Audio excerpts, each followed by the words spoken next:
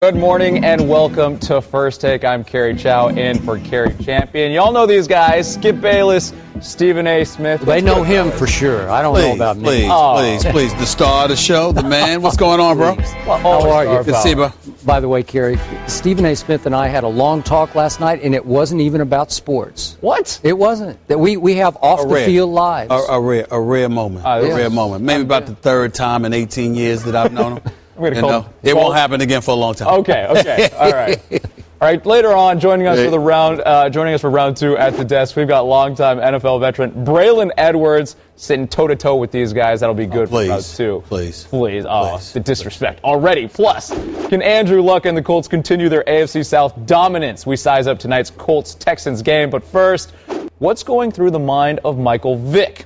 Even though Jets starting quarterback Geno Smith is struggling, tied for the league lead in turnovers and having missed team meetings while at the movies, Michael Vick admitted he wasn't prepared to play Sunday in the Jets' 31-0 loss to the Chargers. Vick completed just 8 of 19 passes for 47 yards. Here's what Vick said, quote, "Maybe I didn't prepare or I wasn't prepared, but I'll tell you what, it won't happen again. I learned a lesson last week. Always stay ready, always be prepared. That left a bitter taste in my mouth.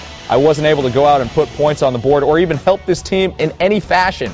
So this week has been a different work week from me throughout the rest of the year. It's going to be totally different for me as far as my preparation." Stephen A., what was your reaction when you heard Vick's comments? Skip Bayless. I don't want to say it's the most inexcusable thing Michael Vick has ever done, because obviously that would be ridiculous. But I do believe it's one of, if not the most ridiculous and inexcusable thing I ever heard come out of his mouth. I couldn't believe when I read that quote from Michael Vick. I was shell-shocked. And here's why. Number one, you've been in the NFL since 2001. You have been around too long to know better than doing something like that.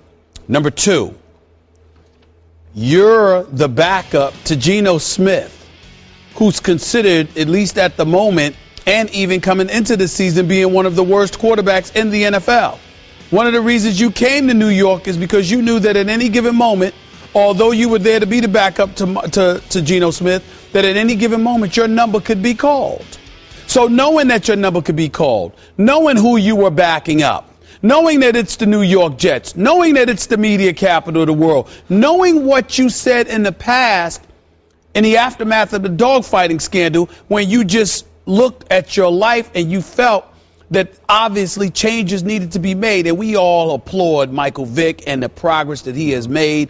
We can't say enough about the man that he has become compared to what he acknowledged he once was. Yep. But he also acknowledged, in the aftermath of all of that, how much he shortchanged Jim Mora and the Atlanta Falcons organization because he didn't put in the necessary work. If I recall correctly, I'm paraphrasing here, but it's pretty close to what he said verbatim, that he would get the playbook and literally throw it in the trunk of his car and paid very little to no attention to it while he was the starting quarterback for the Atlanta Falcons.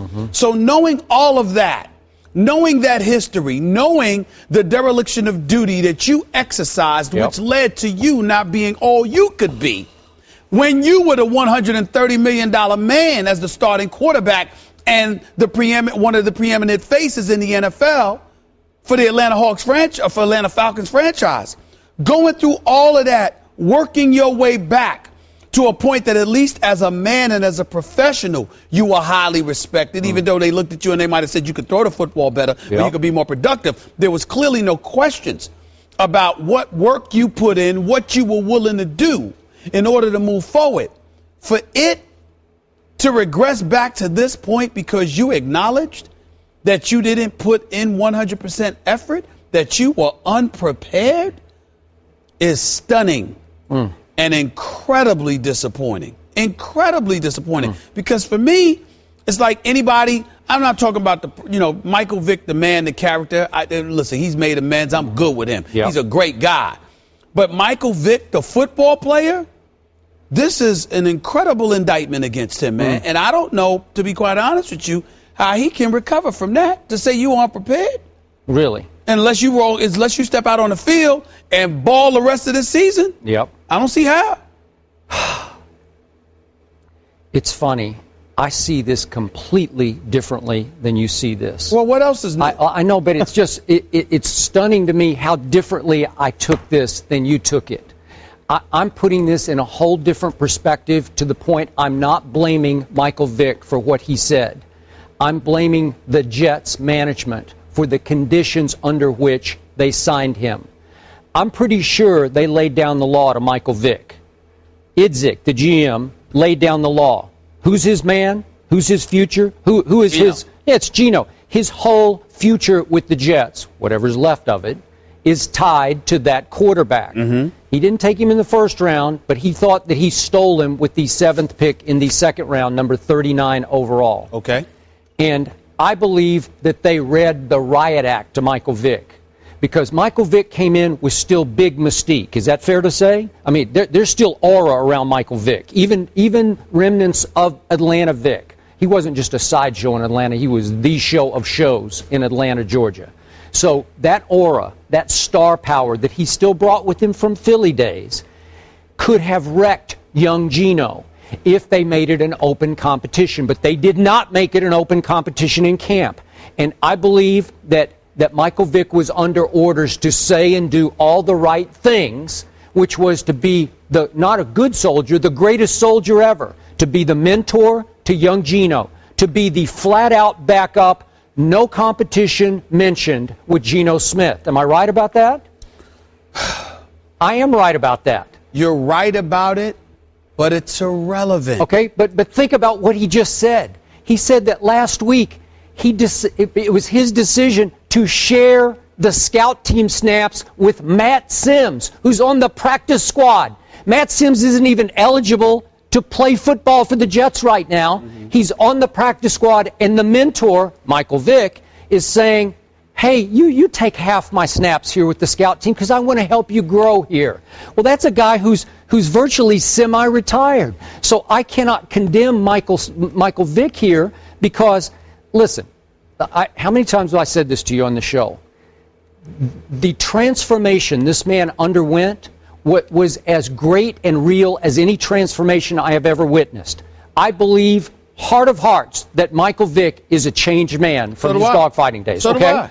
Maybe to a fault. Now he's self-effacing, self-deprecating to a fault. He's humble to a fault. He's honest to a fault. He just said, hey, I didn't prepare hard enough because I had Matt Sims here and I wanted to give him half the snaps in the scout team. Skip, the fact of the matter is you're making excuses for Michael Vick. I think he deserves it. But no, he does not. The Jets didn't want him to be that guy. That is not the issue. The issue is you are playing in the National Football League. You are the backup to a dude that threw 12 touchdowns, 21 interceptions, completed 55% of his passes, just went 8-8. You know that Eric Decker is their definition of a primary receiving option. You know that Geno Smith isn't necessarily ready. You know that this defense can only carry you so far. You know that John Idzik didn't necessarily give you an elite corner. You know that all over the New York Jets organization, it's right with mediocrity and ineptitude. And on top of it all, we are talking about the National Football League. One play can take you out, especially at the quarterback position. There is no excuse, none, not to be ready. There is no excuse to admit you were not ready. That's the issue here. Where was Rex last week? Let me ask you a question. When Matt Sims is taking scout team reps, where's Rex? That's not the point. Yes, it is the point. No, Michael Vick, out of the kindness of his heart, helping Matt Sims come along. If you're Michael Vick, did you expect the Jets to call Matt Sims into the game if Geno Smith got hurt? He's not eligible. No, exactly. So that means you have to be ready because anything can happen to Geno. Anything can happen to Geno. Forget is he going to start? Is he going to play? Is he going to get benched because of a lack of productivity? The point is, you're the backup quarterback. It's the NFL. It's the most violent sport going. At any given moment, you're going to be called upon to be ready. I love Michael Vick. I know him personally. He's a good brother. I'm happy for him. I'm proud of him. But as a football player, what he admitted to was egregious because you have to be ready. Okay, wait a Period. second. Period. The pre-dogfighting Michael Vick often lied to the media. He often dodged the truth with the media, and he lied to the commissioner. Now he's honest to a fault. I'm not getting on him for being honest. I'm getting on him for not being ready. Okay. I'm not sitting there saying he should be condemned for being honest. Okay. I'm saying you have to be ready. Okay, the only way you know that you think he wasn't ready is because he told you so, right? He said so in these quotes. Well, listen. Why would he say that publicly? But listen, that's still not attacking him for being honest. It's attacking him for not being ready. It's not attacking him for being honest about not being ready. It's attacking him for not being ready. Okay, but he admitted it. Nobody knew it except Michael Vick. So in other words, if somebody plays like garbage and they say I played like garbage, we don't need to talk about him because there's a whole bunch of people that we ain't gonna be able to talk about on the show. No. If that's all it takes. How many of those people who play like garbage say I didn't prepare hard last week? How many admit that? I'm saying nobody admits that except Michael Vick. If Michael Vick acknowledges, if that's all it takes, then you know what? All the professional athletes out there that we talk about on First Take and beyond, just stop the presses. Let's ESPN cancel this show. Let them cancel all the other shows because if that's all it takes, I'm going to admit that I did not prepare. I'm going to admit that I was prepared to play like garbage because I knew that I didn't put in my due diligence. If that's all it takes, then we don't need to be talking about anybody because there's plenty of people that I've recalled over the years that have acknowledged, look, man, I just wasn't ready. I didn't put in the work. I deserve what I got. I played like garbage. All I'm saying to you is that is not an excuse for Michael Vick. It's a reason. We respect his honesty, but in the end, the bottom line is this. Geno Smith is the starting quarterback for the New York Jets. You know good and damn well at some point in this season you were going to be called upon to come into that lineup. You thought he should have started to begin the season. Yes, but I wanted him to go for the throw publicly. I wanted him to say, I want the job. I know NFL analysts who cover the NFL, obviously, who have said that Michael Vick was in training camp with a big smile on his face because he knew inevitably his number was going to be called. If you knew these things, I don't know. How do you not? Well, listen, in the end, Geno could get hurt. Forget the 55% completion percentage. There's a boatload of evidence in terms of his lack of productivity that will show that he may very well be called upon to go to the bench so Michael Vick or somebody else could come in. But when you couple that with the fact that it's the NFL and it's the quarterback position, and Michael Vick acknowledged that he did not put forth his due diligence, there is no excuse for that. None. That being said, let's talk about Geno. We alluded to him quite a bit. Obviously, the Jets quarterback drama continuing. Now, some teammates are losing confidence in Geno's leadership abilities, according to the New York Daily News. In response to Geno's leadership and command of the offense, Rex Ryan said, quote, is it 100%? Like some of the things like missing a meeting. Obviously, that's not typical of what a leader would do. So, Stephen A., we heard your passionate comments on Vick. Is this piling on Geno right now? Of course it's piling on Geno. It's piling on Geno because we've talked about the subject every day, since Sunday. I'm not talking about this show. I'm just talking about everybody, the nationwide as it pertains to the NFL. Geno Smith is not very good. It's just that simple. It's just that simple. Geno Smith missing one meeting, according to the Jets, it had never happened before. He usually works very, very hard. He's somebody that puts in the due diligence or whatever, and then people are getting on his leadership. Come on, y'all. We know this business. We know the business of professional sports. Those who can't play can't lead because you don't have the respect of people who can play who may need a leader. If you can't get it done, what are you going to tell anybody? It's one thing if you're Peyton Manning or Tom Brady or somebody, even if you're on the sideline and you're hurt, people will listen to you all day, every day because you have done it and you have shown and proven that you can do it. But if you don't have that resume, if you don't have those credentials, nobody cares what you have to say. You're a scrub. They don't care. I want to talk to you. And I'm not calling Geno Smith a scrub, but his level of productivity has been far from impressive. As a result of that, Skip, when were the quarterback ratings? Was it prior to the season or was it at the end of last season? He was like number 32. In a ranking. Yeah, in a ranking. He was like number 32, considered one of the worst quarterbacks in the NFL. Yep. Well, you got all of that going on. Who's trying to listen to you? You got to show that you can play. So to me, the reason why I say it's piling on is because we're redundant. We're a bit repetitive. in terms of stating the obvious. Skip Bayless called it before Geno Smith was ever drafted. We saw him as a Heisman Trophy candidate for the first 6 games at West Virginia. Skip Bayless came right on this show. I wasn't even on every day. Skip Bayless came right on this show and said, I'm not sold.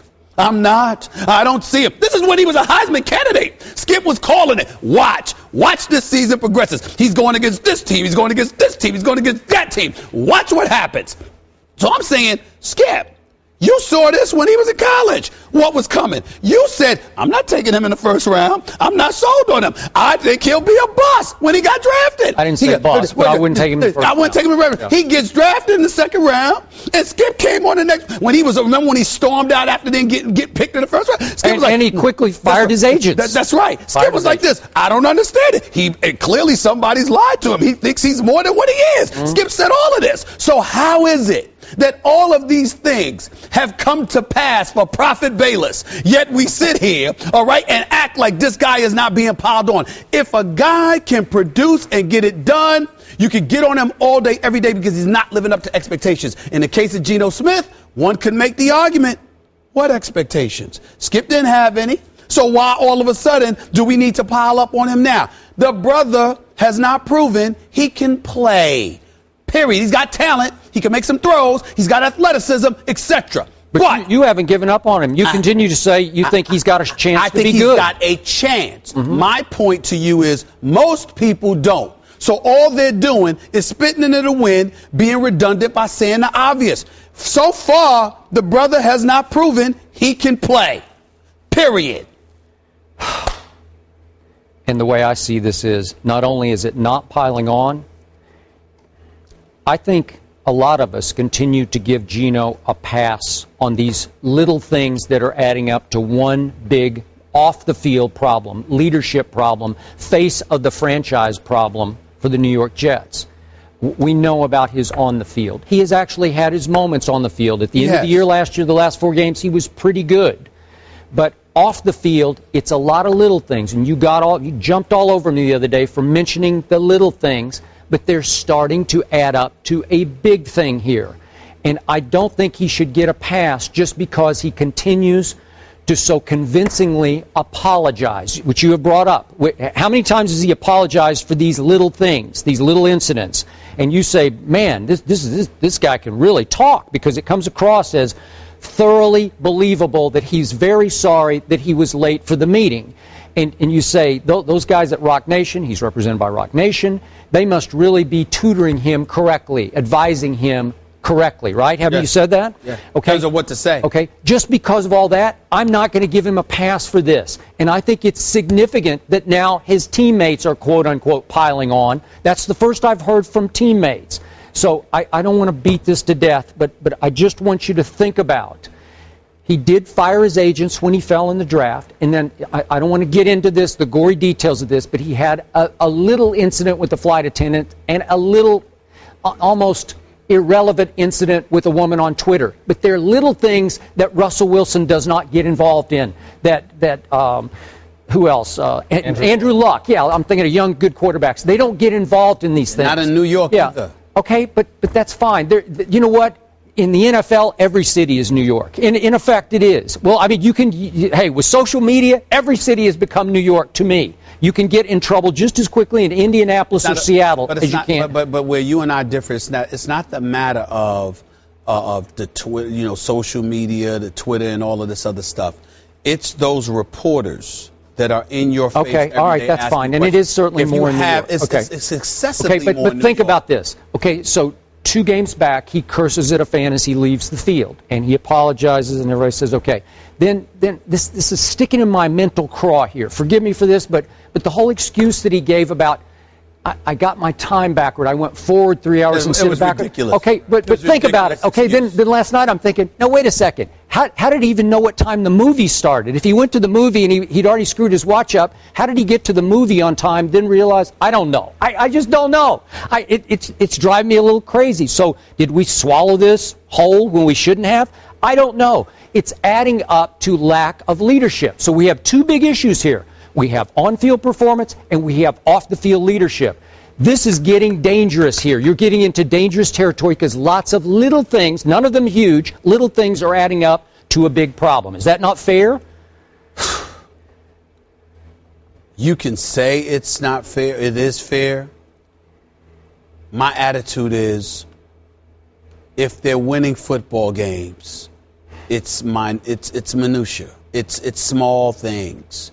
It adds up because the brother hasn't proven he can play. Some truth to that. It's just that simple. If Geno Smith is throwing touchdown passes and the Jets are sitting at 4-1, if the Jets won their first 4 games of the season and then go to San Diego and get blown out the same way that they got blown out, with him missing a team meeting, etc., they're still 4-1. I'm not saying it's not news. I'm not saying it's not discussed. I'm saying it's not to this level. The real issue is people are searching for reasons as to why Geno Smith and the Jets are so unproductive. Yep. It's because Geno Smith hasn't proven he can play, and the Jets, by and large, can't play offensively anyway. It's just that simple. So bottom line, where's your confidence meter 0 to 10 on Geno right now? About a 2.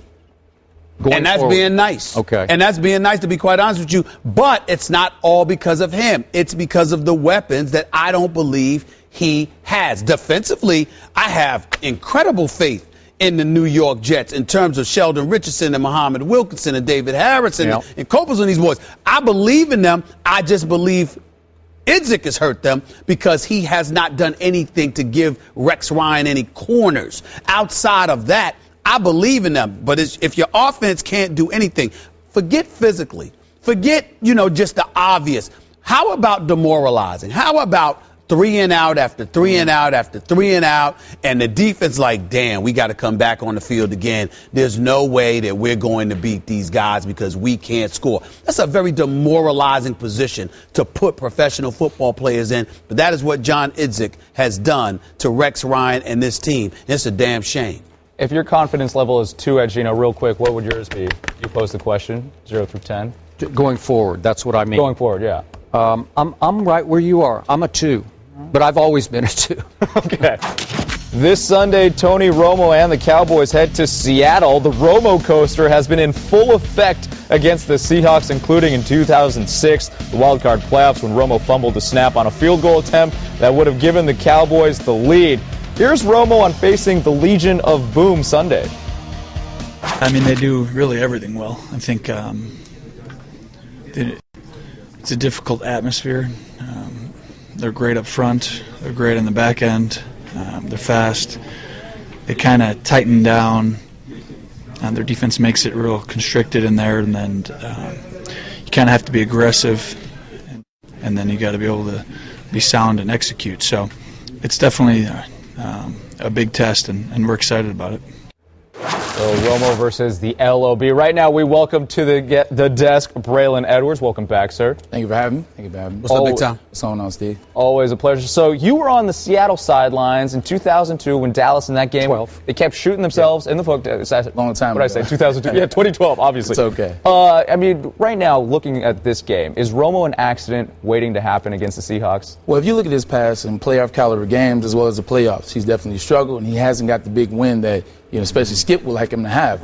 But I'll go a little further. In 2011, I was on sideline in San Francisco, and he played well. I mean, minus a bunch of the drops. overtime game? Yeah, exactly. He played with well. Cracked ribs. 345 yards, cracked ribs. Yeah. He did well. This was on the West Coast against the San Francisco 49ers, who went to roll off 9 straight. Fast forward a year later, he comes out there. We get a big win. He goes 27-7. However, he had 250 yards passing. There were a lot of drops that could have led for touchdowns, big plays. First play of the game, you get a fumble on a kick return. Then we score next play. Then you come back with a blocked punt. We get a chance to talk about that. So, your mind is 14 points off the board right there, plus drops. It's a whole nother ball game on the West Coast in Seattle. Okay, so do you trust Tony Romo this Sunday?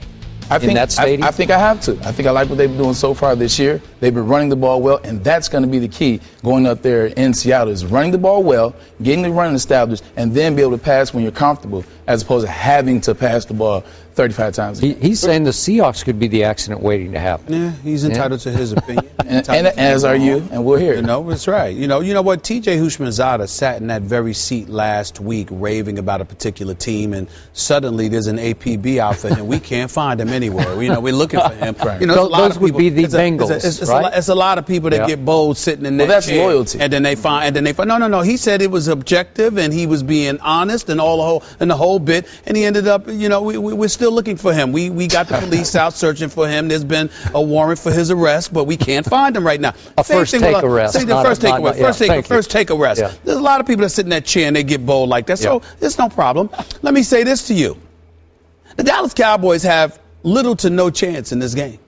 I'm going to say it. Correct. And I'm going to tell you why. Why did you say little?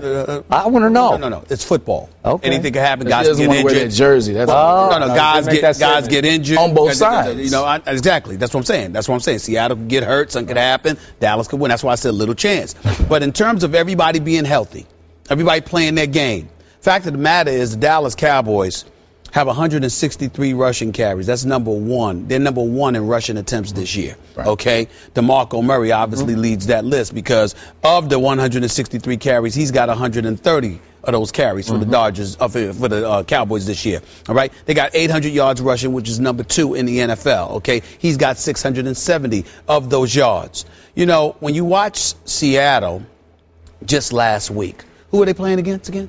Who are they playing against? Redskins. That's right. And there's an Alfred Morris. I mean, I think he's a stud. Alfred Morris could play. He could run the football, dog. He could run the football. I agree with you. And he's consistent. But their team is inconsistent. What happened? What I'm saying to you is that I am challenging this notion that the Dallas Cowboys are going to be able to run the football on the Seattle Seahawks. As a result, you're going to have to throw it. And if you're throwing it, that means Tony Romo is going to be the one back there flinging that football. And when that happens, that's where the accident waiting to happen kicks in. See what I'm saying? This is how I'm looking at it. How are you going to beat the Seattle Seahawks unless you run the football? Well, the same can be said of Seattle.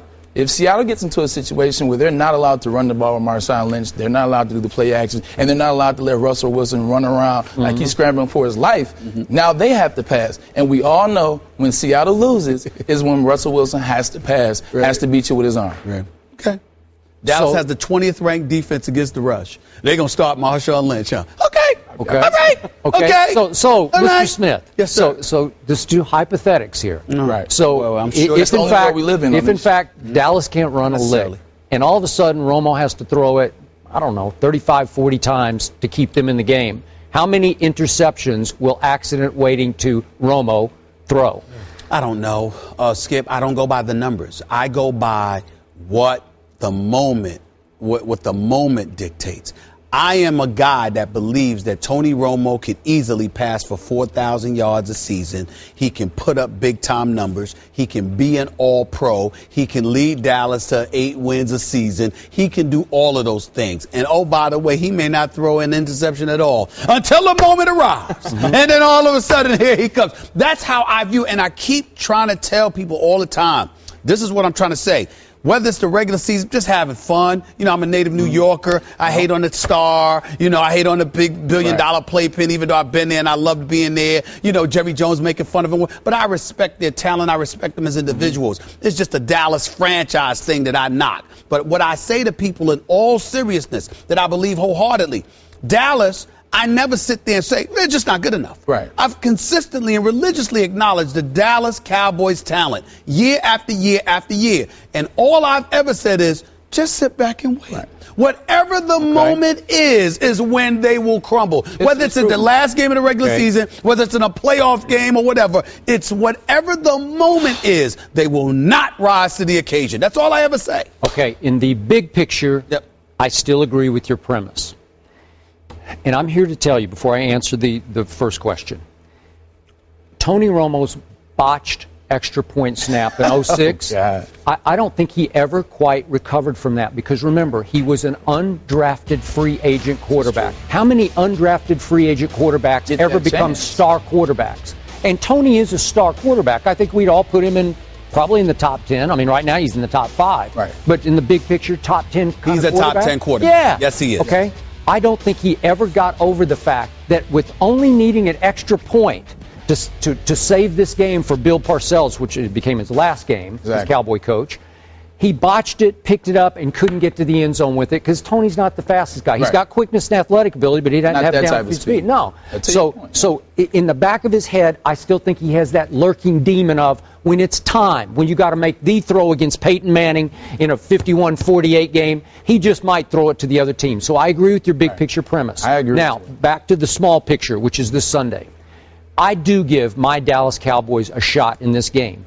And I do not think Tony Romo will be the reason they lose this game. I love the little zone that he has put himself in mentally. I think he has cleaned up his act enough that he will go up there and not do anything as stupid as he did in the game in 2012 that you witnessed.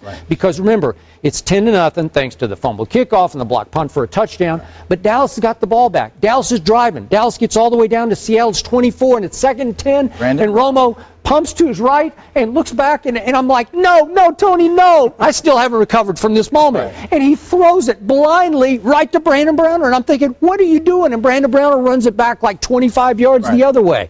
Well, what are you doing? It could have been 10-7, and instead it winds up 27-7, right? Okay, that's bad Romo. I don't think we're going to see that, and I do agree with you. DeMarco can't run for his, what is he averaging, 134 a game? He can't. This is the #1 rush defense in football. But in this game, he's not going to get 134 yards. The game will be in Tony's hands. I don't think he'll lose the game. It's going to be tough to win it because I think Russell Wilson's going to have his way against Dallas's defense. All three of us can sit up here and talk about the pass. The pass is proving you definitely correct. The pass is proving you correct. I just feel what you just said. Now, Tony Romo's not the same Tony Romo of, I've seen differences out of him this year, and I think, like you said, he won't put the game at risk this year. He will manage the game and make a play along the line. Here's where I'm disappointed in you, Braylon. I'm just going to say it. Because my suit's better? Ooh, I like that. Let's be clear about that. That was across the bow. Let's be clear. Let's be clear about something here to show you how honest I am. If I had to be in a contest where we decided who looks better, you'd win 100 out of 100 times. I'm not that stupid. Well, how about suit versus suit? I mean, the brother looks good and he dresses sharp. I don't know about that, but I'm going to give credit where credit is due. You understand? I mean, come on now. I'm humble enough to know I don't look as good as Braylon Edwards. I'm not stupid, okay? But here's the deal. Even though I do believe I look good enough, but that's a different subject for another day. Here's my deal. You do look pretty good today. I got to give it up to you. I appreciate that, and I've got myself in shape, but I'm still not in that kind of shape or this kind of shape for the matter. But anyway, well, I'm sorry, bro. I'm sorry. It was nothing but love. Here's the deal. Here's the deal, though. With that being said, let's go beyond that. Here's where I'm disappointed in you, Braylon. You're a wide receiver. And I understand what you think you're seeing with Tony Romo, and I'm not even saying that you're wrong. I'm saying I'm disappointed in you because you've been hanging out with him. See, what happened is this, Braylon. What you're doing is you're telling the truth, but you're not giving the whole reason why. Yes, Tony Romo has improved. Yes, there's been modifications. But is it really Tony Romo? Or is it Linehan and Callahan and Garrett? And is it them saying, we're going to save you from yourself because we're going to make you give DeMarco Murray the ball?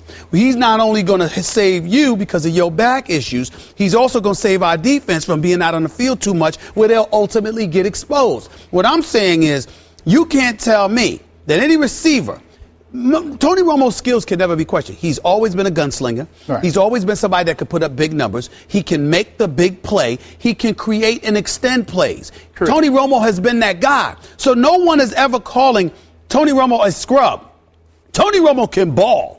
The point is that people like me sit back and laugh because we're just waiting for that big mistake. That's all we're saying here. And you can't convince me that you can completely eliminate that possibility when they may very well be placed in a position there where they're going to have to throw a football to win. Are they saving him or are they doing their job?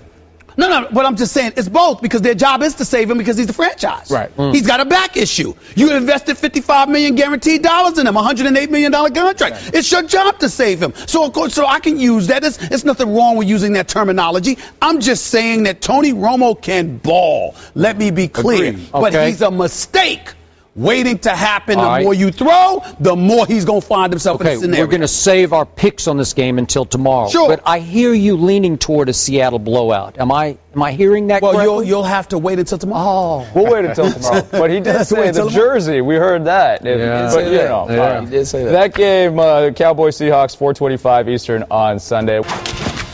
Tonight, Andrew Luck and the Colts visit the Texans. The Westgate Las Vegas Superbook has Indy as 3-point favorites. One of the reasons might be because Indy has won 9 straight in the division, easily the longest streak in the NFL. Colts and Texans, who's going to win this one? We, of course, welcome Braylon Edwards to the desk. Braylon, we'll kick it off with you. Who's going to win this game? Colts, Texans. I like the Colts. I think the Colts, like you said, they won 9 in the division, and that speaks a lot to the play of Andrew Luck. We talked about that a little bit yesterday. I mean, he's playing amazing this year. We talk about it every day, but go ahead. Well, let's continue to talk about it. Andrew Luck's playing amazing this year. He's played well last year, the year before that. I like the way he's getting all his receivers involved. He's going to Reggie Wayne. He's going to T.Y. Hilton. He's getting Dwayne Allen involved. I really like what they can do. And watching them on the film, they're starting to learn how to slide, which is going to take away from what J.J. Watt can do as a defender. Don't get me wrong. He is the best in the game, defensive player-wise. However, if they can slide like they've been doing in the past, get the running back involved.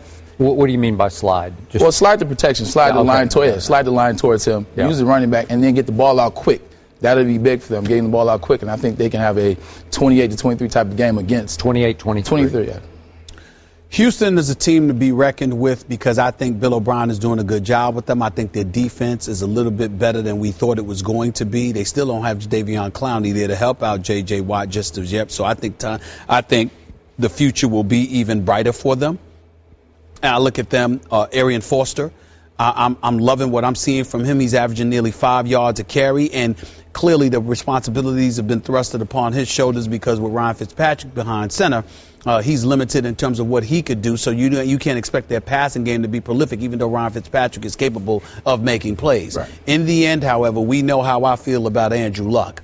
I think he's a stud. They got the #1 pass and attack in the game. This dude has already thrown 14 touchdowns on the season. And whatever questions I have about their running game, because I'm not enamored with it, with Trent Richardson and Ahmad Bradshaw, what I do notice is that it's not just Hilton and Allen and Wayne that Andrew Luck is throwing the ball to. He's also throwing the ball to those guys out of the backfield. So as a result of that, I think that's something that could really, really cause problems for Houston. I think against Indianapolis, even though last week was not indicative of that, on most afternoons you need to be able to put up some points against them. And I don't know if I believe that Houston is going to be able to do that. I think that the Indianapolis Colts, have a hard-fought game. I think it's ultimately tight, but I think they win this game somewhere along the lines of 24-20. 24-20. Mr. Smith, I have given up and given in to you on this one. Andrew Luck is the real deal. I told you before the draft, I'm taking RG3 over Luck. And I looked pretty good during their rookie years. But I cease and desist. In fact, I was thinking about it this morning. I think that Andrew Luck is so good so soon that we should just waive the rules. And tonight at halftime, we should have a special ceremony and just induct him into the Hall of Fame already. Because he's going to the Hall of Fame, right? I mean, that's all I get told it every day. He's a lock first ballot Hall of Famer. You hate on why don't we just put him in tonight at halftime? And it's on national TV. I'd watch. Oh, wow. To interject for a quick second, Yeah. Sarcasm. I got my show. I'm always going to mention it. Sirius XM, Mad Dog Sports Radio. Channel 85, 1 to 3 p.m. Eastern Time every day. Write this down. And I'm on my show. 1 to 3 p.m. Eastern Standard Time, Mad Dog Sports Radio. Oh, wait, 1 to 3? 1 to 3. That's right. You 2 hours of you? You were on last Monday, and you're coming on again next week. But here's the deal. That's right. I'm going to have my man on there. But here's the deal. It's bad, Skip, when I have people all over the country, and one of the things they call up religiously, practically every show, they call and they ask this one question.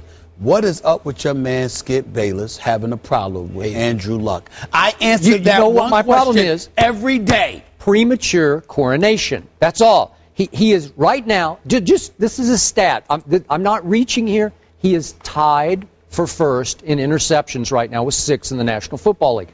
No big deal. I mean, it's early. No big deal. But he threw 7 interceptions in 2 playoff games last year, and he's already a lot of people already say he's the best quarterback in football right now. No, I hear it. Say that. I do hear it. Where do you hear that from? I hear it from some of our Peyton Manning analysts. I've heard a couple of When have you heard that? When have you heard that? I haven't heard I'm not going to call any names, but I have. You need to call names on that one. I haven't heard anybody say that. Okay, now back to the game. Go ahead. The Houston Texans defense, as you alluded to early in your soliloquy, it's no joke. My Cowboys, who are pretty explosive on offense, they had to scratch and claw for 17 points in regulation last week. 17 in regulation. And this defense, that DJ Swearinger, he is a bad little man. He's a hit man. Hey, is he not everywhere? Every time I looked up the other day, he's blowing up somebody. I still don't appreciate blowing what up he a did play. to Dustin Keller in a I preseason game. I know. That's it. But you know what? Other than that, I love Swearinger. But that's just what he. That's who he's. Who he is. He's made. I know, but he's just. Boy, he's going to hit people. Whoever's moving. What do you feel about Arian Foster's being partially injured, as well as Andre Okay, Johnson I don't know. He's injured? questionable, and I assume they were both questionable going into the Cowboy game. And Arian only went for 157 in that game, so I assume he's going to be pretty good.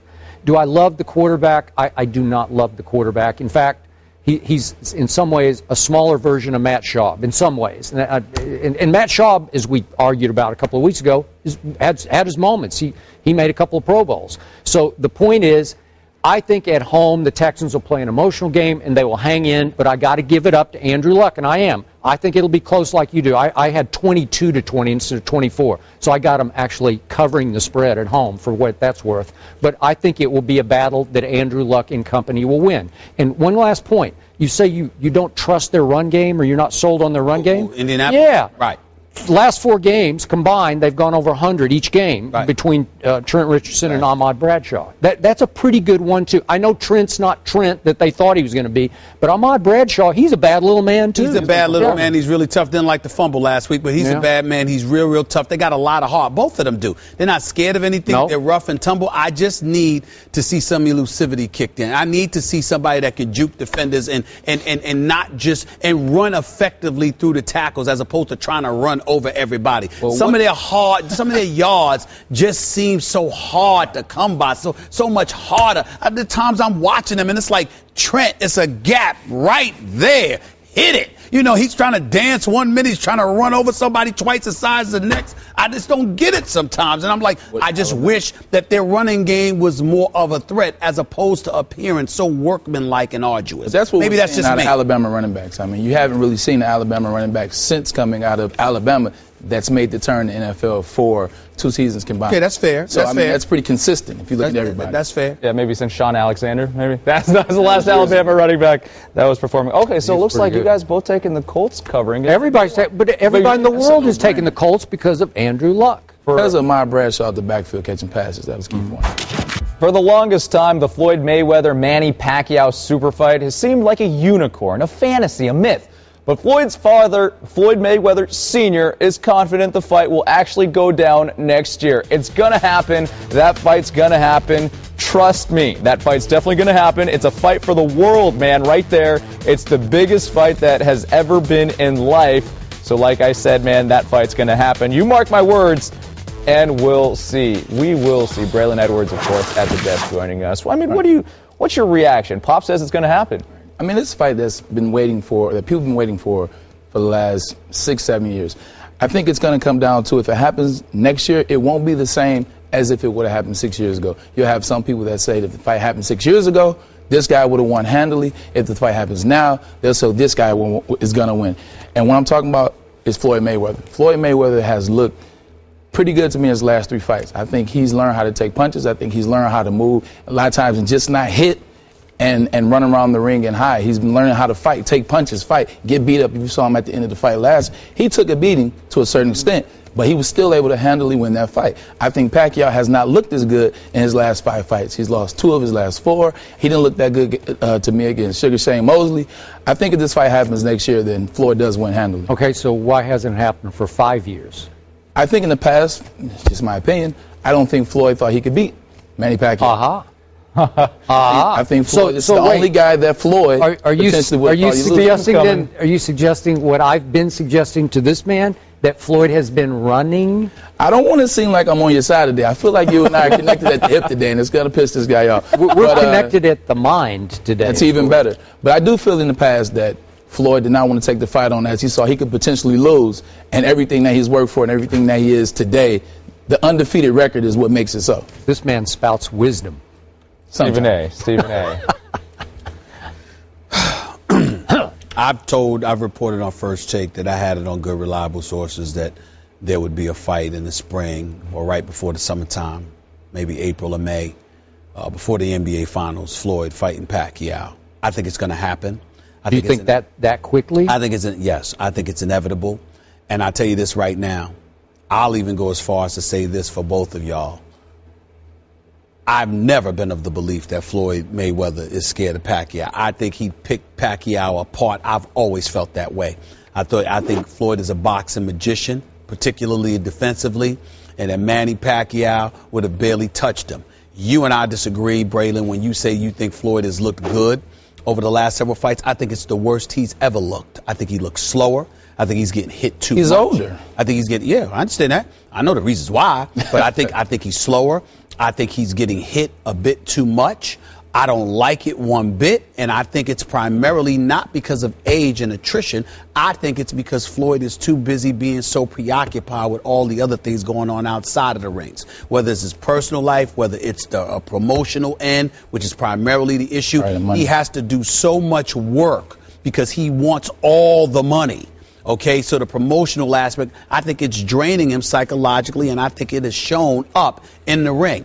I think a Pacquiao fight that comes about, if indeed that does happen, I believe that Floyd will be locked in on the fight, and he'll leave the promotional aspects to somebody else because he knows he won't have to worry about having to go out there and promote the fight, but so much. It'll be a promotion in and of itself.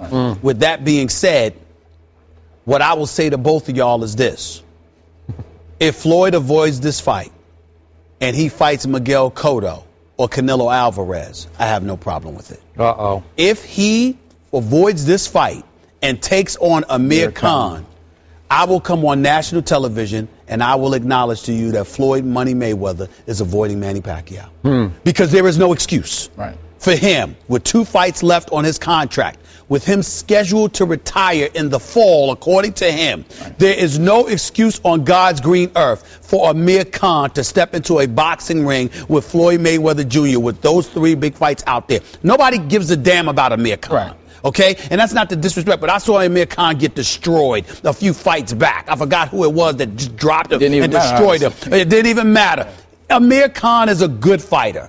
He is not in Floyd Mayweather's class in terms of box office, etc. The fights that are out there for Floyd Money Mayweather is Canelo Alvarez, a rematch with him, a rematch with Miguel Cotto, who's now being trained by Freddie Roach and has looked very, very impressive. And by the way, Miguel Cotto just needs to stay away from the middleweight division. He don't need to get up in there with Golovkin. Just stay the hell away from him. Don't do it. Don't you dare do it. Okay? If he's going to fight anybody, he needs to fight Canelo Alvarez or Floyd. Miguel Cotto does not need to go against Triple G. That's a disaster. And by the way, Jermaine Taylor, who looked relatively decent on ESPN last night, he doesn't need to fight Golovkin either. Golovkin will knock him out inside of 7 rounds. Stay away from him, Jermaine. I don't want to see you get knocked out again. He's got his legal issues next week. He's got to be in court. He's got his legal issues, and that's true. But he was allowed to fight last night. He don't need to fight Golovkin because Golovkin will take him out in 7 rounds. But Floyd, if Floyd fights Amir Khan instead of Pacquiao, Alvarez, or Cotto, I will come here on national television and tell you my boy is avoiding Pacquiao because there's no excuse for that. Not for Amir Khan. Not for Amir Khan. Floyd has 3 fights left. He's got 2 left, but I'm saying he's going to have 3. This is my opinion. He has 2 left on the deal. He'll fight Canelo Alvarez or Amir Khan or Cotto. One of those 2 or 2 of those 3. The last fight that he'll fight in his career will be Manny Pacquiao. Well, then he won't fight Manny in the spring. Exactly. I'm thinking you're saying it's going to be this is not going to happen next year. He's saving this fight as an exit strategy. That's all he needs to do left is beat Manny Pacquiao, regardless of Manny's. No matter who Floyd fights in terms of Cotto or Alvarez, the money to be made for Money Mayweather is Pacquiao. And with 2 fights left, can you imagine what 2 with Pacquiao would be? What if there was a rematch? Even if Floyd won, What if there was a rematch? He gave Madonna a rematch. What if he sat there and fought Pacquiao and somehow everybody was clamoring for a rematch? Could you imagine with 2 fights alone, 2 fights, Floyd could make $300 million to close out his career. He wouldn't even have to fight Canelo Alvarez or Cotto. How much money does Floyd Mayweather Jr. need? Doesn't need. What did he just make from Madonna? But No. It's not about money. It's about we're talking about basketball. The problem is, first of all, don't ever fault a boxer for being about money, because nobody's is least protected than them. Okay, no, I get that. But what I'm saying is, just off his deal, if he just finishes out his deal, he's going to have more money than he could ever dream of spending, just off this deal. Right? Yeah. Okay, which is Say why. that, but he is in Vegas. He has expensive. He is in Vegas. He's got an expensive lifestyle, and plus he gambles. Okay, all right, It's fine. legal out there. I still say he will run and run and run until he ultimately hides from Manny Pacquiao. I do not believe he will fight Manny Pacquiao. And I know what you've reported. I respect what you've reported. We've got Floyd Sr. and the uncle Jeff saying it's going to happen next year. I don't know what next year is. I don't know what exactly that But Floyd timetable told me is. he thought it was going to happen. Okay. I don't buy it. I think he keeps telling everybody it's going to happen. And by the way, Floyd Sr. said that, I'm paraphrasing the quote, Floyd doesn't realize this yet, but he will win this fight against Manny easily, against Pacquiao easily. He knows in his heart. His father said he doesn't realize it? Yeah, he doesn't realize it yet. But listen. So would that lead along the lines of what you and I are talking about him running from that fight? Okay, he doesn't trust in this. See, Floyd doesn't trust that this would be an easy fight, because it would not be an easy fight. And I'm going to say it one more time. Manny is going to look in the mirror if he takes on Manny Pacquiao. Floyd will look in the mirror, and he will see a man whose hands are just as quick as his hands, except his hands are attached to true punching power for this division. Well, it was once upon a time. I don't know if we could say that about Manny Pacquiao over the last 3 or 4 fights. Okay, but what have I been telling you? Okay, the last 3 or 4, just as you've ripped Floyd for his last 3 fights, Manny Pacquiao has lost interest in boxing. Now, my fear is... But that don't mean your power leaves. Okay, but... Yeah, I can understand that from a skill perspective. I mean, if you're going to tell me somebody loses interest, that would explain why Floyd's getting hit a little bit extra. Okay. It will explain why he doesn't seem as if you don't lose your power. Okay, but because we've seen him go through a spiritual conversion and get into politics, I fear that Manny Pacquiao has lost his heart for the brutal sport that is boxing, except for one man. Manny has laid in wait. He has said again and again, I just want one man. And I believe that he would drop his political aspirations and he would give in to the onward Christian soldier that he is and just say, I'm going to fight this man, and I'm going to go for blood here, and I'm going to go for the throat, and I'm going to beat him, because I don't think he likes Floyd Mayweather Jr. And I believe that. Yeah. I believe that. But let me tell you something. And I make fun of Manny, but I like Manny. Manny was here. Manny, you like great, Manny. Right? I really, really do. He's an incredibly nice guy, okay? And I think he's great, despite the fact that he got put to sleep by Marquez. He knocked out as well. I still think he's great, but he gave the power showed in that fight. Technical knockout. He didn't get put to sleep the way Pacquiao got put to sleep. I mean, Lord, did he wake up? Are you sure he woke up? Manny, are you okay? Here's the point that I'm trying to make to you, okay? Skip, I give you your point there. Manny Pacquiao does not like Floyd Mayweather. He thinks that, from a spiritual perspective even, he thinks he could help Floyd get reborn. I agree. I mean, that's how bad he wants it. But he does. He does. Yeah. But let me tell you something right now. The enemies that would lie at the gate waiting. I mean, the only people that I know that genuinely, that I think are root for Floyd, believe in Floyd, my man Denzel Washington, who I spoke to the other day, came on my show. This dude, he believes Floyd Mayweather would win too. But let me tell you something. Y'all count out Floyd. The world would be counting out Floyd. Oh, the enemies that would lie at ringside waiting to see him. I'm just saying, the enemies will lie waiting for Floyd to fall flat. Please. You know how many people would love to see Floyd get knocked out? And Floyd, I'm telling you, against Pacquiao, Floyd would be on his A game. I think you would see the best you have ever seen from Floyd, ever. Well, you don't think you'd see the best you've ever seen from Manny Pacquiao? I think Manny Pacquiao would want Floyd so badly he'd be in ultra attack mode, similar to what he was against Marquez, and would set him up for the right cross, just like Marquez. So you think he'd get knocked out? Yes. Yes! Yes! Floyd knockout. Yes, I do. In 11 rounds, I think Floyd would take him out. I think Floyd would take him out in 11. So we went from a win to a knockout? Well, I've been saying that. I'm saying we went to a different either level. the right cross or the check or the toe. I'm trying to tell. Oh, my goodness. I think Floyd would take him out. I think Floyd would take him out. And wait, I got to call you on this. Nobody's laying in wait for Floyd to lose. Who are you talking about? Oh, my Lord. Our viewers out there? You got to pay attention to 99% of our viewers think Floyd will win this fight. You got to pay attention to the Am I right about that? I don't know about that, Skip. I don't know about that. You got to pay attention to the people that they just hate Floyd, man. I'm talking about Okay, I want a Twitter poll for this show just on who wins that fight if it happens. All right. And Floyd would win. It'll be like 99% will say Floyd would win. Let's hear from you, Twitter. Let's Please. hear from. No, seriously. Well, Skip asked for it, and we're asking you, our viewers, who would win in a fight, Manny Pacquiao or Floyd Mayweather? Reply using the hashtag Manny versus Floyd. There's some fighting in Alabama. Take a listen. I think one of the things this team is lacking that hurts them the most is not having the true leaders like we had last year. And guys that can, when things go bad, hey, let's calm everybody down and pick it back up and go back north and get back on the right track. I don't know if that's Lane doing that or if Coach Saban's going to, put the handcuffs on Lane like I've known Coach do in the past and on his offensive coordinator and kind of, we're going to be very bland and run this play and do this, and then we'll, throw it on third down if we have to. I don't think that, we played, real well last week, for whatever reasons. I don't know that that's all leadership. I'm sort of responsible for all that, as we all are as coaches and players, to make sure that we're ready to play our best against good teams in tough environments on the road. So, I don't know how AJ would really know, but I don't necessarily see that as the case. In the aftermath of Alabama's loss to Ole Miss last weekend, that was former Alabama quarterback A.J. McCarron saying that the Tide lacks true leaders like they had last year and that Nick Saban held back offensive coordinator Lane Kiffin against the Rebels. McCarron later clarified, saying that he misworded his comments and that he has never once bashed them. But, Skip, does McCarron have a point?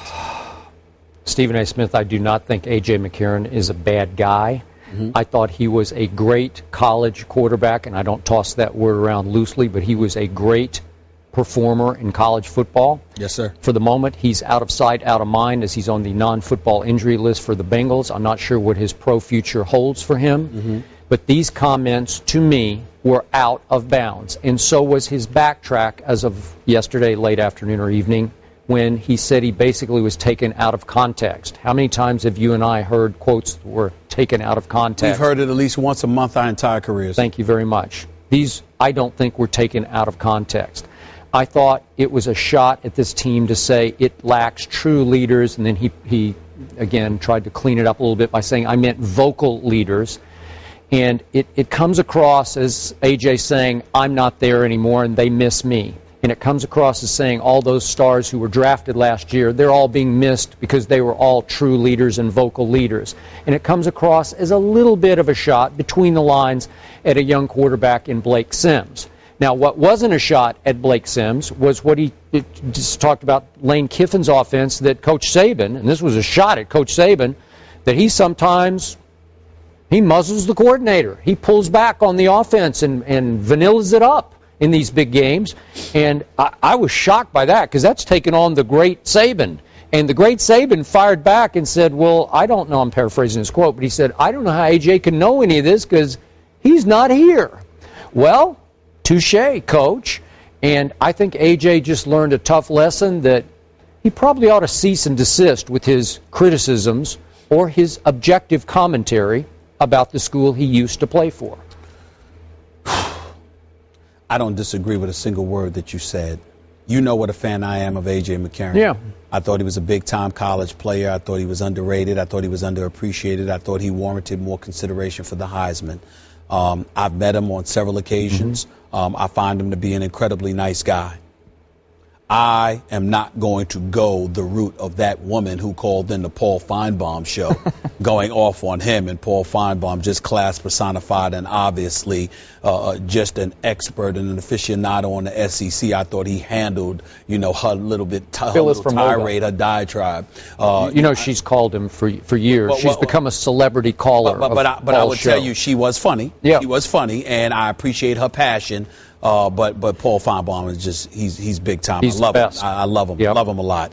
I will say this, but I love Nick Saban, the coach. I think that he's a phenomenal college football coach. I think that he's the kind of coach that I would want my child to play for if I had a son, because he's about accountability.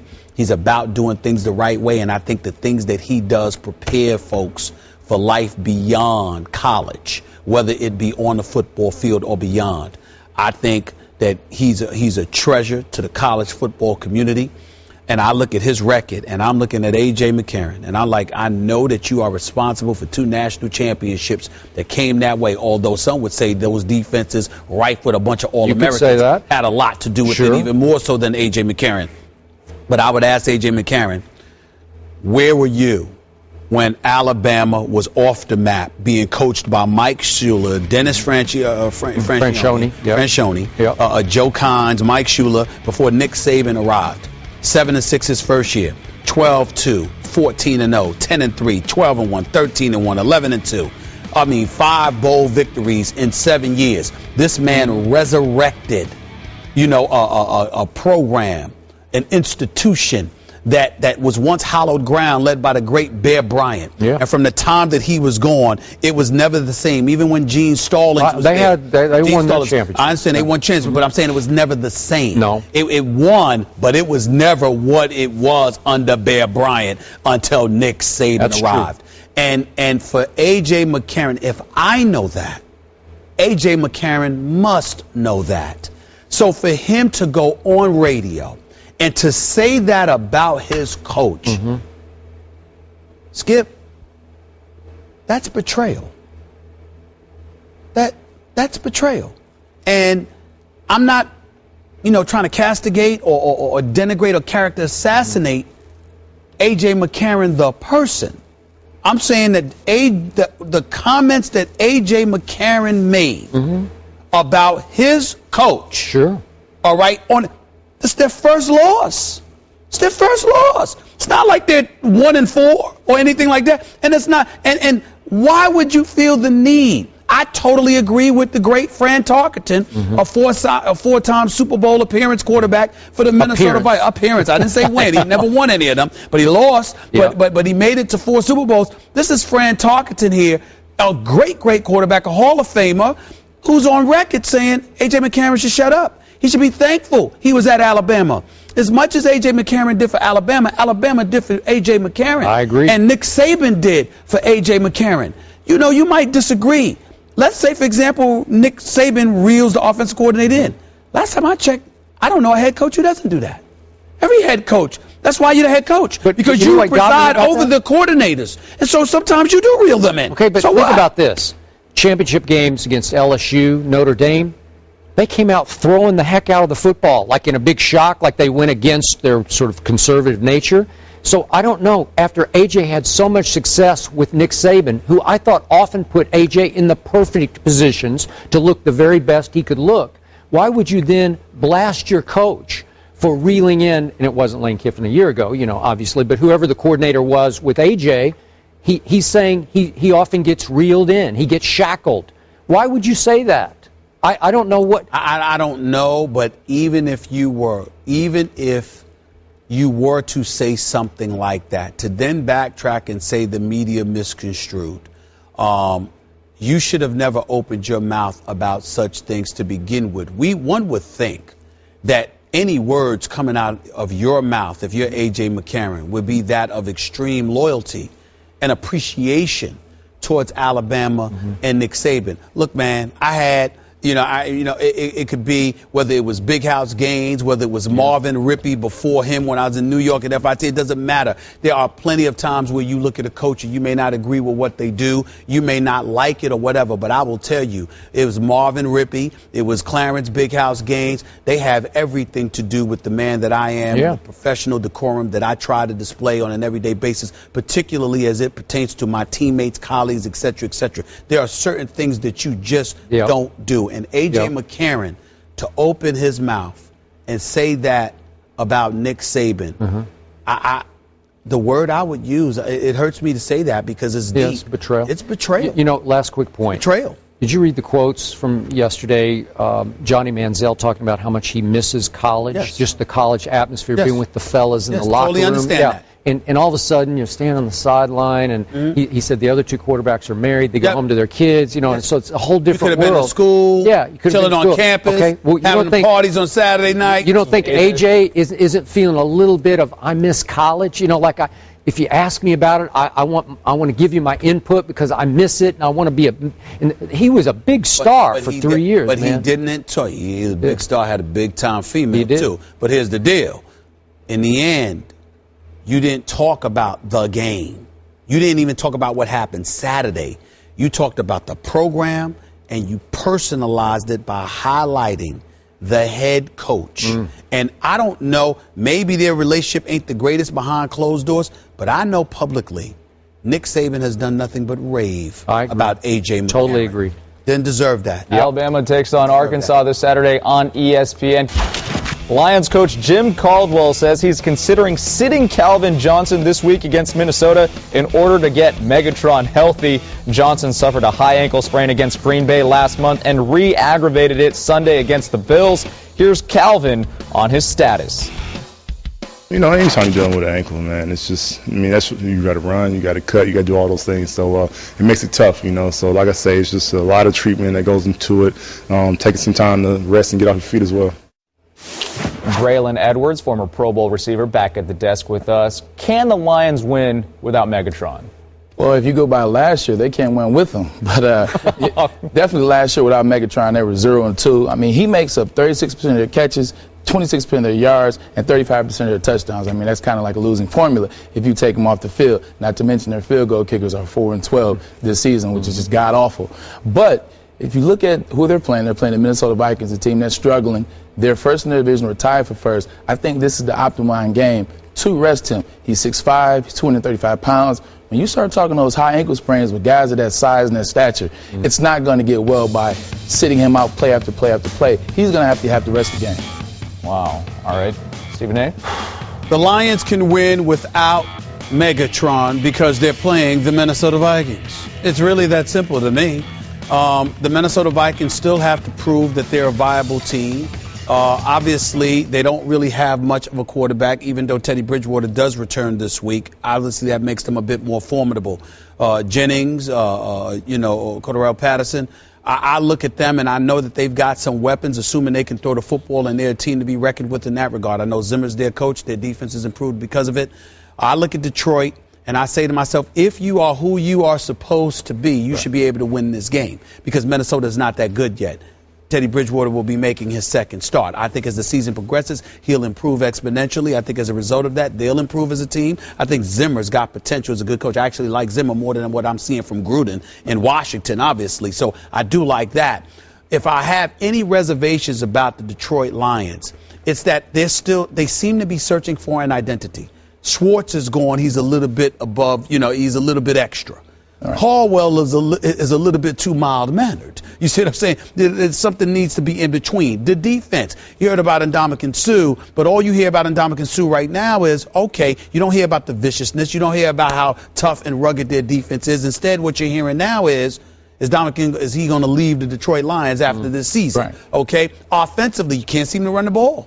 I'm looking at them right now. I'm like, who's going to run the ball? Bell's going to run the ball for you. Bush is going to run the ball for you. Both of them are averaging less than 4 yards a carry, which means you've got to put the ball more in the hands of Matt Stafford, who has a problem throwing the football to somebody other than Megatron, even though Golden Tate had 134 receiving yards last week. I'm just looking at it and I'm saying, okay, I'm saying what it's supposed to be. Please don't get me wrong. I don't mean to misconstrue that Minnesota can't beat them. Right. I'm saying it shouldn't even be a question if Detroit is what we prognosticated them to be prior to the season. They seem to be searching for an identity, and as a result, being on the road in Minnesota, they look like they can be had, but it shouldn't be that way. The talent that they have, this should be a game that we should easily call and say Detroit should win this game, but we can't. Not because of Minnesota, but because of Detroit. But that's been the problem with the Lions of the last 3, 4, 5 years. I live in Detroit. But it was supposed to be different. Exactly. Now. Yeah. It was supposed to be different last year. And you know, see what happened for the last 7 years. I didn't believe in Schwartz. That's okay. I'm going to go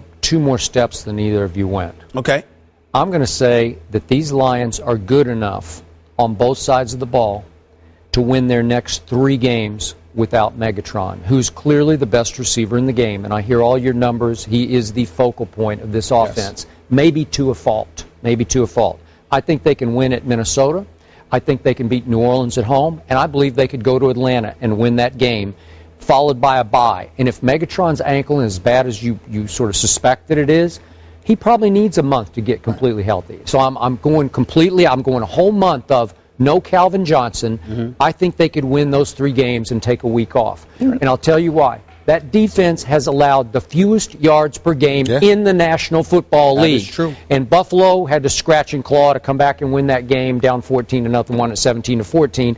Thanks in large part to 3 more missed field goals, and you just brought it up. Exactly. They're 4 out of 12 on field goals this year, and I think they just helped remedy that problem. Surely Matt Prater can't be that bad, right? And remember, from 40 to 49 yards, they were 0 for 6. Well, that's going to put you in a bind.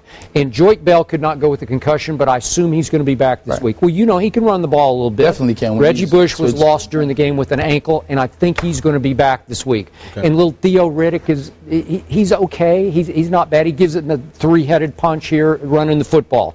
And then, you know what? Golden Tate's a tough little receiver. You know him. I know him well. Yeah, I know him very well. And we've had him on the show, and I like him. And is he a feature receiver? He's pretty good.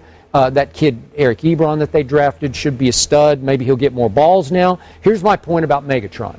No one, is he the most gifted receiver in the history of this league? I would have to go that far, just on size and speed. Okay. No one's been more gifted.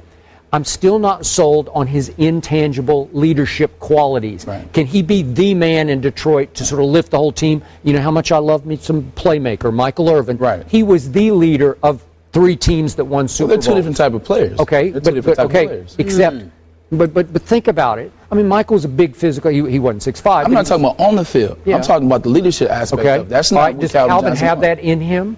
I don't know. To me, that's not the question. To me, that's not the question. The question is, to piggyback off of what Skip is saying, is there somebody on Detroit who can be that? And do the Detroit Lions need it? My answer is no and yes. There's somebody. Every team needs it. Every team needs it.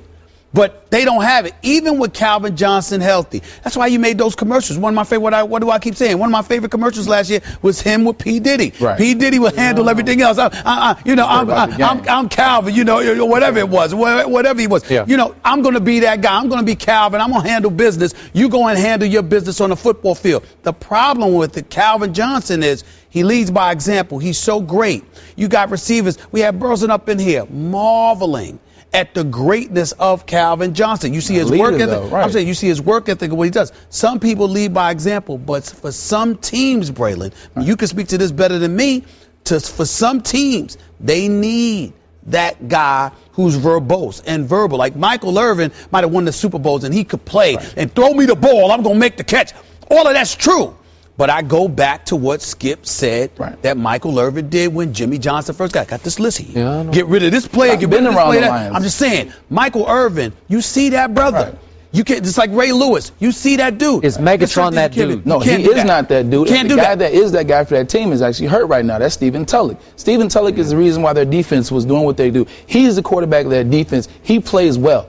And now he's no longer there. Very unfortunate. Now he's no longer there to play and be on celebration. Exactly, be on the field, showing excitement to the game. Yeah. And now he's not there. So I think they struggle these next 3 games without that. Now that he's not there, and I just don't like what they do on offensively. Schwartz exposed Matt Stafford. But that's what I'm talking about. Well, that's what the rest of the teams are saying now.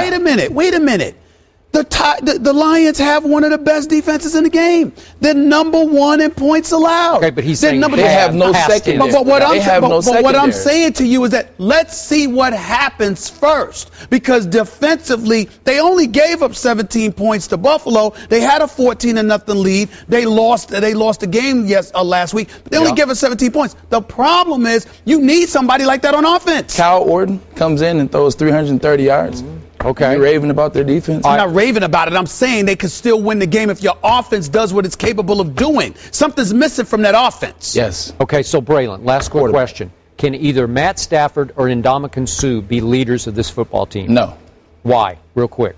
Ndamukong Suh doesn't want to be a leader. I think he's focused on too much outside the game. I think he has too many mental distractions that will not allow him to be a leader or people to actually listen to him Matt Stafford and follow him. Quarterback? Why Matt not? Stafford, he hasn't played well in the big-time games. He hasn't played well in the big-time situations, and he just doesn't look comfortable in that role. He just seems like he wants to be a gunslinger, throw the ball to Calvin Johnson. I agree with him about Matthew Stafford. I wish we had more time because I really would have liked you to have elaborated on Ndamukong Suh with what you just said. Let's talk about that during the I don't know what that means. Detroit 1.5-point favorites in that game. Braylon Edwards' insider thoughts on the Lions and Ndamukong Suh left us thirsty for more, so we're going to revisit that subject at the end of the show. Earlier this week, Chris Bosh was asked by reporters if he had talked to his former teammate since LeBron James' decision to leave. And Bosh answered with a pretty straightforward no. He also made it clear that he doesn't necessarily have plans to. I'm in the mode where I'm trying to lead my team, help these guys out around here. If guys aren't in this locker room, I don't have much time for them, if any. So, what do we make of what Chris Bosh said? It's hard for me to make much of it, to be quite honest with you, other than the fact that he's locked in, he's zeroed in, and he can't afford to think about the past, because when you had an $88 million deal on the table from the Houston Rockets, which you are worthy of, and then you turn around and Pat Riley and the Miami Heat elect to give you $118 million. You know what I'm going to say, Skip. Yeah. Henry Thomas, the agent for CAA, representing Chris Bosh. Chris Bosh needs to go to cook him Thanksgiving dinner. He needs to go Christmas shopping for him. His wife and his family, the family of Henry Thomas, Chris Bosh needs to carry their bags. He needs to chauffeur them all over the place. I mean, $30 million. That's what Henry Thomas got extra for him. Makes no sense whatsoever. But I will say this. When you get that kind of money, you are clearly the number one option. It is clearly and officially your team in Miami if you are Chris Bosh, and that's the way it goes. So I don't knock him for having that mentality. Now, Skip, you know I was at Dwayne Wade's wedding. I'm telling you right now, I listen.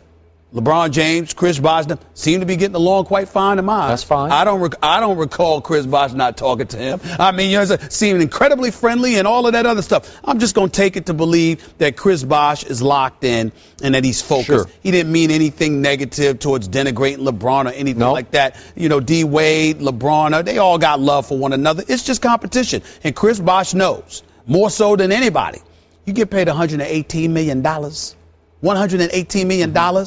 That Chris Bosh just received, you are the face of the Miami Heat, soon to be anyway. But you are clearly the number one option. And so the Chris Bosh that we saw stepping back, being fine with being the third offensive option, that is no longer the case. He understands the pressure that is on him right now to step up and handle his business.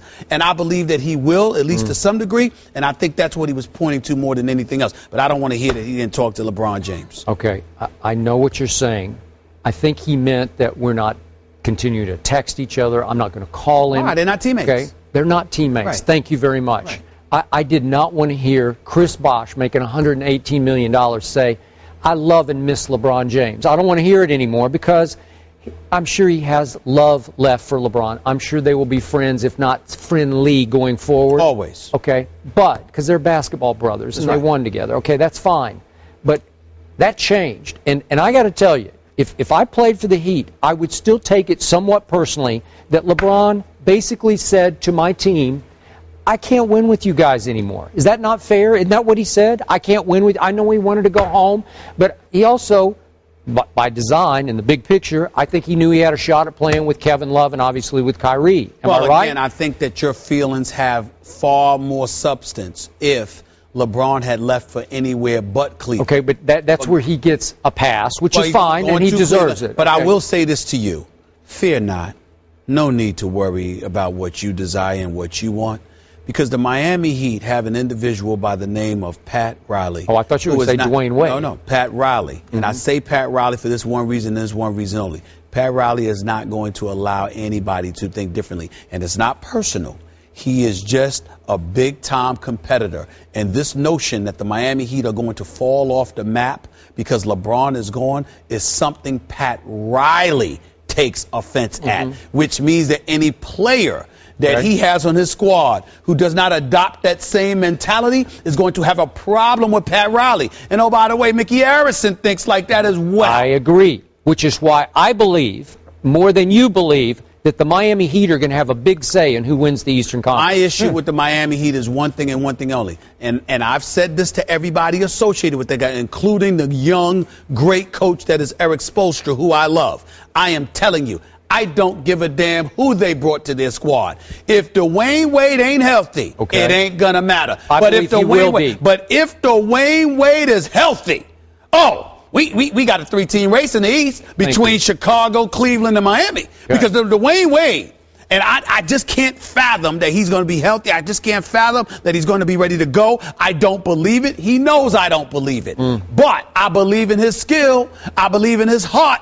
I believe in his competitive fervor. And if Dwayne Wade is healthy, oh, look out. It's a whole different conversation. We have a 3-team race in the East. Thank you very much. Well, you're not an orthopedic surgeon. How do you know? I have my sources. I mean, what is it? What is this? Skip Von Bayless or something? You German now? You one of them German doctors that sat up there and did the blood fuse or whatever? I did How do you know? How do you know? That's all I'm trying to say. I have my sources. You have don't give me your sources. You're always giving me sources. I'm not a doctor. The doctor's going to tell you his knee's going to be fine? Can't do that.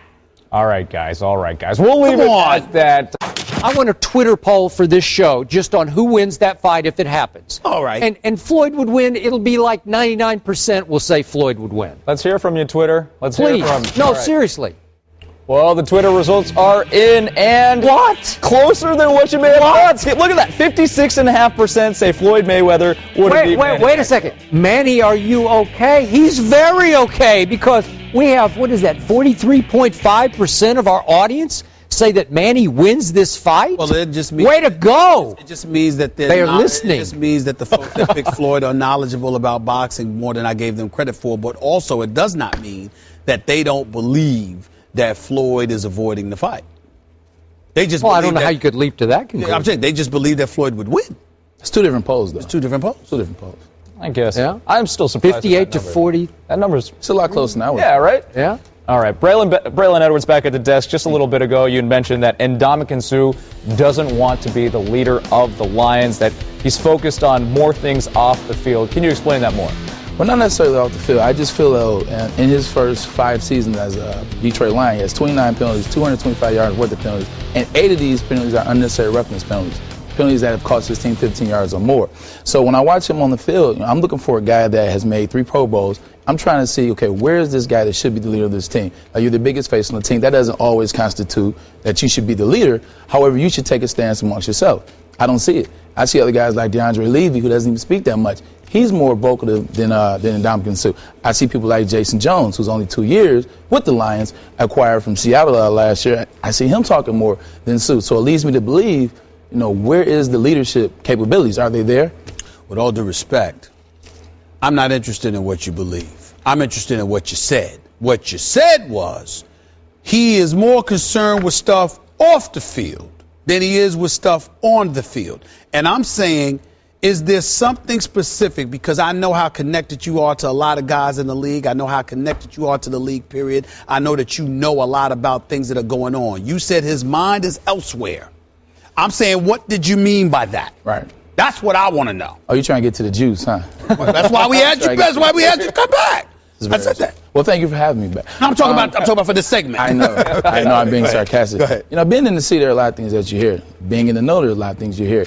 And what I've heard through sources, obviously I won't say, it's just that he doesn't seem to want to fit in with the team anymore. He doesn't want to seem to be in Detroit anymore. And because of that, he doesn't seem to be playing at the same level anymore. So that's what I'm watching as I've been watching for this season. I'm seeing what I'm hearing on field. All right. Are you seeing, when you say that you're hearing that he doesn't want to be there anymore, is he concerned with the marketing of Ndamukong Suh, building the brand of Ndamukong Suh, or just getting the hell out of Detroit? Both.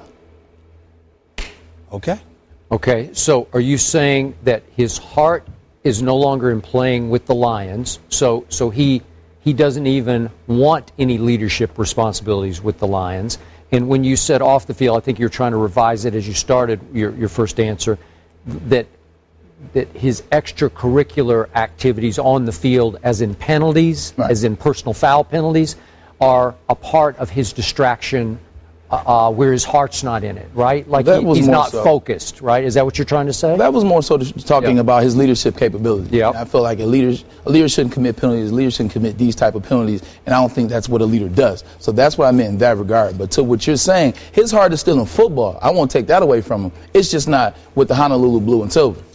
Is it a foregone conclusion that he's done with Detroit then? Like after this? I have my own opinion, which would be a strong one. I believe so. I don't think he'll last another season. I'm going to trust that. I'm going to trust that. I mean, listen, I'm going to trust that because it's emblematic of what I've seen from him on the field to some degree, some of the quotes that he's given, some of the stories that have been written about him. And plus, I know that you talk to a lot of guys in the league. I respect where you're coming from. I'm not questioning it. Right. I'm simply saying that when I look at Ndamukong Suh, I think we need to ask the legitimate question, why should anybody want to remain a fixture of the Detroit Lions? Why is that an organization that somebody wants to be connected to and identified with for life, outside of Barry Sanders? Okay. And even Barry Sanders, who I just spoke to just the other day on my show, this dude, he applauds and supports the Detroit Lions organization.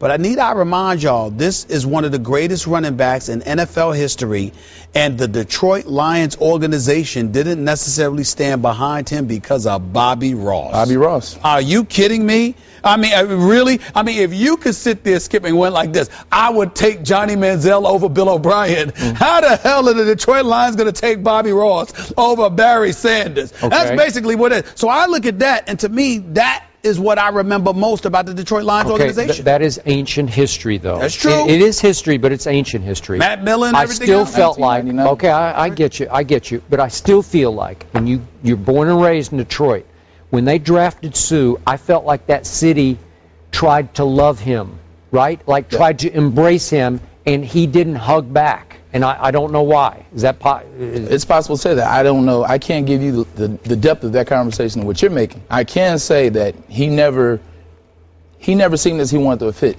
in Detroit. He never seemed as though he wanted to fit. So, he played well, but fitting is a different thing. It's been a tough time. You're a big Detroit Lions fan. Obviously, you're a Michigan man. I mean, I'm summing up here. Braylon Edwards, obviously, the last 2 days, we welcomed you to the desk. You've been killing it. But, man, what about your teams? Random story. Your birthday is December 4th, so is my mother's. She told me to tell you hi. Oh, well, happy birthday to her a little early. Yeah, a little early.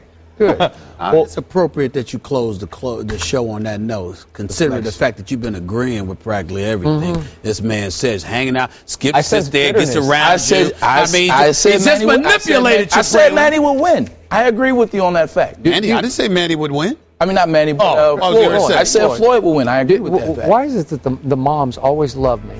I really don't know. Yeah, they always I really don't know. All right, guys. I really don't know. Braylon